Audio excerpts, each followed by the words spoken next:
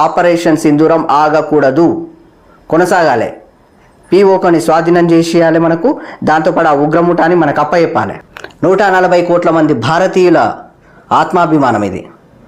Trump చెప్తే వినాల్సిన అవసరం లేదు. ఆ యొక్క ఉగ్రవాదులను అదే పహల్గాం దాడి ఘటన ఏడ జరిగిందో అదే స్థావరంలో వాళ్ళని తీసుకొచ్చి పెట్టాలి. ఒకటేసారి AK-47 పెట్టేసి మ్యాగ్జిన్ ఒక్కొక్కరికి దించి పారేయాలి, అంతే. ఇక్కడున్న పాకిస్తాన్ ఉగ్రముఠాలు ఉగ్ర స్థావరాలు పోయినాయో కానీ ఉగ్రవాదులు పోలేరు. వాళ్ళు ఆ దొంగనా కొడుకులు వాళ్ళు కావాలి మనకు.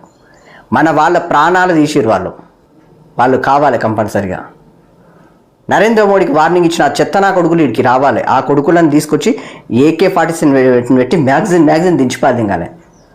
ట్రంప్కు అవసరం లేదు. ఇక్కడ ట్రంప్కి ఇంపార్టెన్స్ చేయాల్సిన అవసరం అంతకన్నా లేదు. మనం అగ్రరాజ్యంగా ఎదగకుండా మనల్ని మట్టిక ఇబ్బంది పెడుతున్న లెవెల్లో ఆల్రెడీ ట్రంప్ ఉన్నారనే విషయం అందరు తెలుసు.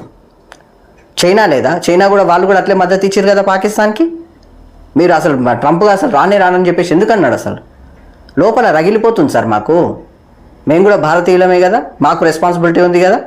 కాబట్టి ఖచ్చితంగా మేము ఒకటే చెప్తున్నాం, ఆ యొక్క ఉగ్రవాదులను అదే పహల్గాం దాడి ఘటన ఏడ జరిగిందో అదే స్థావరంలో వాళ్ళని తీసుకొచ్చి పెట్టాలి.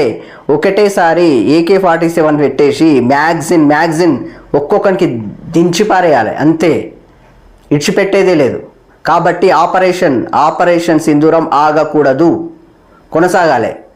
పీఓకని స్వాధీనం చేసేయాలి మనకు. దాంతోపాటు ఆ ఉగ్రముఠాన్ని మనకు అప్పచెప్పాలి. ఇది మీరు ఖచ్చితంగా చేయాలని నరేంద్ర మోడీ గారికి రిక్వెస్ట్ చేస్తున్నా.